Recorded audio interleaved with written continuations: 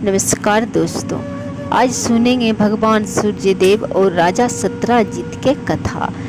राजा सत्राजित भगवान सूर्यदेव के अनन्य भक्त थे। वे हमेशा भगवान सूर्यदेव के पूजा और आराधना में लगा रहता था। उनके नेत्र कमल तो केवल दिन में भगवान सूर्य पर टकटकी लगाए रहते थे, किंतु सत्राजित की मन रूपी आंखें उन्हें दिन रात निहारा करती थी। भगवान सूर्य ने भी राजा को निहाल कर दिया था। उन्होंने ऐसा राज दिया था जिसे वे अपनी प्यार भरी आंखों से दिन रात निहारा करते थे। इतना वैभव दे दिया था जिसे देखकर सबको विस्मय होता था। स्वयं महाराज भी धन वैभव को देखकर आश्चर्यचकित हो जाते थे। इसी विस्मय ने उनमें यह जिज्ञासा उत्पन्न की कि वह कौन सा पुण्य किया है जिसके कारण यह वैभव उन्हें प्राप्त हुआ है। यदि उस पुण्य कर्म का पता लग जाए तो उसका फिर से अनुष्ठान कर अगले जन्म में इस वैभव को स्थिर बना सकूं। उन्होंने ऋषि मुनियों की एक सभा एकत्रित की। महारानी विमलावती सत्राजित राजा की पत्नी थी। विमलावती ने भी इस अवसर से लाभ उठाना चाहा।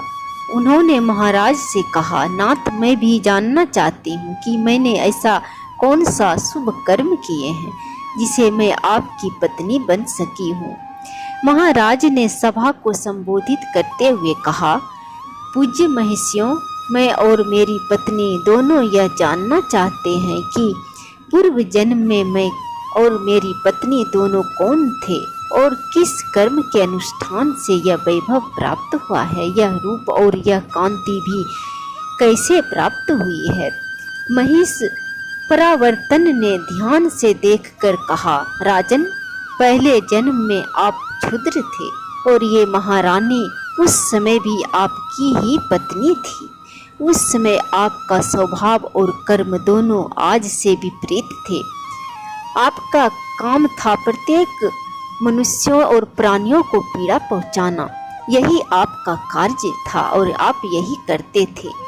किसी प्राणी से भी आप स्नेह और प्यार नहीं करते थे। हमेशा सभी को कष्ट पहुंचाते थे। हमेशा पाप कर्म करते थे। इस पाप कर्म के कारण आपको कोढ़ हो गया था। आपके अंग कट कट कर गिरने लगे थे।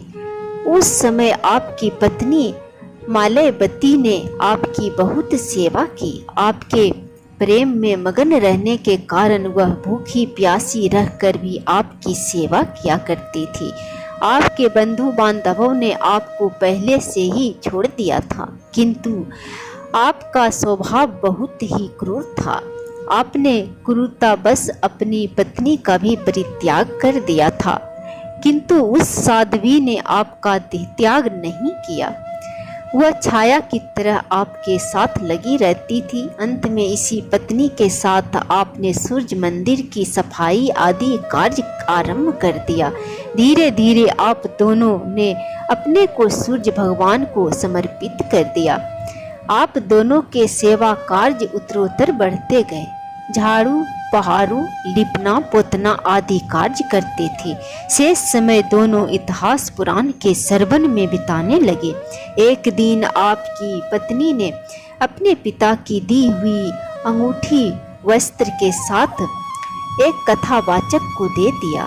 इस तरह सूर्य की सेवा से आप दोनों के पाप नष्ट हो गए। सेवा में दोनों को रस मिलने लगा था, अतः दिन रात का भान ही नहीं रहता था। एक दिन महाराज कुबलाक्ष उस मंदिर में आए। उनके साथ बहुत बड़ी सेना भी थी। राजा के उस ऐश्वर्य को देखकर आप में राजा बनने की इच्छा जागृत उठी। यह जानकर भगवान सूर्य ने उस समय भी बड़ा वैभव देकर आपकी इच्छा की पूर्ति कर दी। यह तो आपके वैभव प्राप्त करने का कारण हुआ। अब आप में जो इतना तेज है और आपकी पत्नी में जो इतनी कांति है, इनका रहस्य सुनो। एक बार सूर्य मंदिर का दीपक तेल न रहने से बुझ गया था।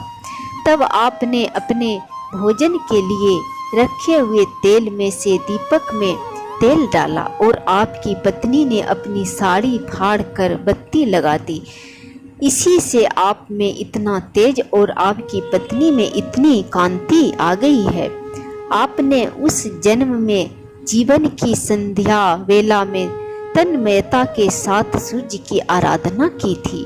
उसका फल जब इतना महान है, तब जो मनुष्य दिन रात भक्ति भाव से भगवान सूर्य देव के पूजा और आराधना करेंगे, सूर्य की उपासना और व्रत करता है, उसके विशाल फल को कौन आंक सकता है। महाराज सत्राजित ने पूछा, भगवान सूर्य को क्या क्या प्रिय है? मैं चाहता हूँ कि उनके प्रिय फूलों और पदार्थों का उपयोग करूँ। पराबसु ने कहा, भगवान को घी का दीपक बहुत पसंद है। इतिहास पुराणों के वाचक की जो पूजा की जाती है उसे भगवान सूर्य की ही पूजा समझो। वेद और वीणा की ध्वनि भगवान को उतना पसंद नहीं है जितनी कथा फूलों में करबीर यानी कनेर का फूल और चंदनों में रक्त चंदन भगवान सूर्य को बहुत प्रिय है। यह कथा भविष्य पुराण से है। जय श्री हरि।